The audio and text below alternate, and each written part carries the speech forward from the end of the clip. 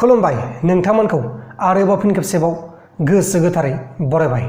दिनै 10 नभेम्बर 2020 समबार फैदो दिननि बेलासिनि माखासे मोजां गाज्रि आरो फिसा गेदेर खौरांफोरखौ फारि फारि मिथिनानै लानि। गिबि खौराङा जाबाय 15 बोसोर बिटिसिआव बर' खुंथाय थानाय समावबो 29 नं सुख्लाय सेरफांनि गिलाजार गामिनि रायजो राजाफ्रा जेबो सरकारि अनसुंथाइ मोनाखै होननानै फोरमायदों।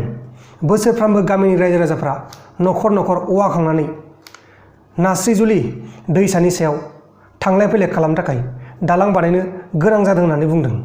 जोबोद दुखुनांथाव खौरां, जोंनि बे बर'फोरनि गेजेराव बेबायदिनो जागासिनो दङ। लोगोसे ABMCUनि गोदान आफादगिरि महरै नुर शेख आरो नेहाथारि महरै आसान उद्दीन शेख मोनखौ सायख'नाय जाबाय। ABMCU माने मुस्लिम फरायसा आफाद।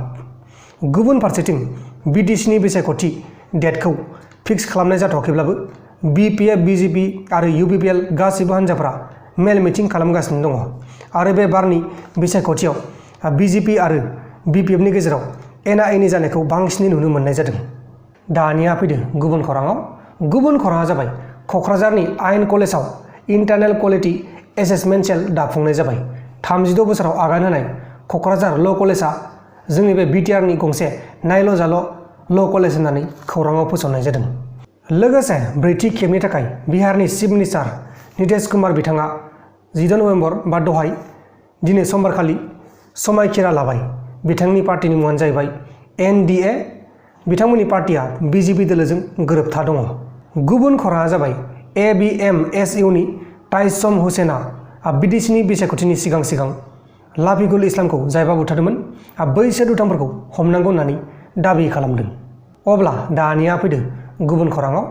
गुबुन खौराङा जाबाय बे बारनि बिसायख'थियाव GSP हानजाया सरकार दागोन होननानै बुंदों। बिथां नब कुमार सरनिया बुंनाय बायदिब्ला बर'नि भटआ UPPL आरो BPFआवनो खावसे खावसे थागोन आरो गावसोर सरकार दागोन बेबायदि बुंदों आरो गावसोर सरकार दायोब्ला बर'फोरनि सुबिदा बायदि खामानि मावगोन होननानै बिथाङा रादाय खाबावदों। लोगोसे जम्मु एन्ड काश्मीराव पाकिस्तानी गुलिजों मुंख्लं जानाय हरदन चन्द्र रयनि न'आव बिथां प्रमिला रानीआ खौरां लानानै 2 लाख रांनि अनसुंथाइ होदों। लोगोसे गिबि मन्थ्रिया जुदि बिथोन होयो अब्ला बिथांनि न'खरनि सोद्रोमानो साख्रि होगोन होननानैबो बिथाङा बुंदों। दानिया फैदो जोबथारनाय खौराङाव। जोबथारनाय खौराङानो जाहैबाय बिथां बिश्वजित दैमारिया 15 बोसोर डास्टबिनाव दंमोन होननानै खोथा बुंनायखौ लाना BPFनि मावथिफोरा बिथांखौ मोजां मोनाखै आरो जोंनि बे बर' रायजो राजाफोराबो बिथांखौ मोजां मोनाखै। बिथांखौ रांनि लुफिया बा रांनि गलाम होननानै बुंनाय जादों। लोगोफोर, दिनैनि बेलासिनि रादाबफोरा बेखिनिल'मोन। जुदि नोंथांमोना आंनि बे भिडिअखौ मोजां मोनदों अब्ला भिडिअखौ शेयार खालाम नोंथांनि लोगोनो। बाय बाय। Oh, happy birthday to you! Thank you, Happy thank you. birthday to you! Thank you so much. Another birthday today, 8 November.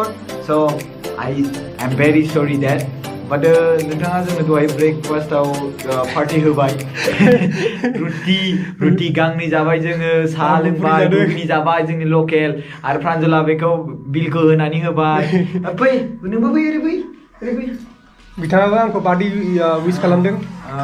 बिथांमोननो पार्टि बायसे बिथाङा सल दामगासिनो दं। बेना दा भिडिअखौ होयोबा कपिराइट जायो। मालायनि मिउजिक दामनायखौ होयोबा कपिराइट जायोना, नङा होमबा? स' बिनि थाखायनो दामजाया आरोना। स' बिनि मुङा धनन्जय रामसियारि, आंनि फंबाय। जोंहा आनैनि फिसाज्ला बियो, आंजों थाफायो, आंखौ खामानियाव मदद खालामो दासान्दि गोबाङानो। गोबां हेल्प खालामदों, सोलोंनो गोबां दंबावो आरो सोलोंबाय थागोन।